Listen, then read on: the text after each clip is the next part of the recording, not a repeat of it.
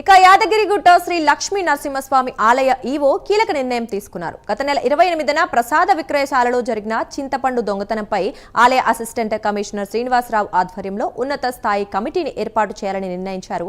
15 రోజుల్లో నివేదికను సమర్పించాలని ఆదేశించారు. అయితే ఇదివరకే ఆలయ డీఈఓ భాస్కర్ శర్మ నేతృత్వంలో కమిటీని ఏర్పాటు చేయగా ఆ కమిటీ ఇచ్చిన నివేదికతో ఆలయ ఈవో అసంతృప్తి వ్యక్తం చేశారు. దీంతో మరో కొత్త కమిటీని ఆలయ ఈవో ఏర్పాటు చేశారు.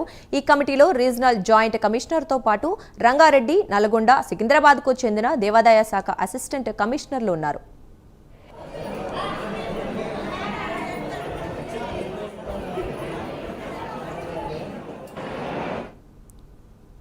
మరోవైపు ఆలయ క్షేత్ర పరిధిలో నిర్మించిన వివిధ కూడళ్లకు నామకరణం చేస్తూ దేవస్థానం ఉత్తర్వులు జారీ చేసింది. వైకుంఠ ద్వారం వద్ద ఉన్న కూడలికి అభయాంజనేయ సర్కిల్ గా, ఆధ్యాత్మిక వాడలోని ప్రెసిడెన్షియల్ సూట్ కు వెళ్లే కూడలికి గరుడ సర్కిల్ గా నామకరణం చేసింది.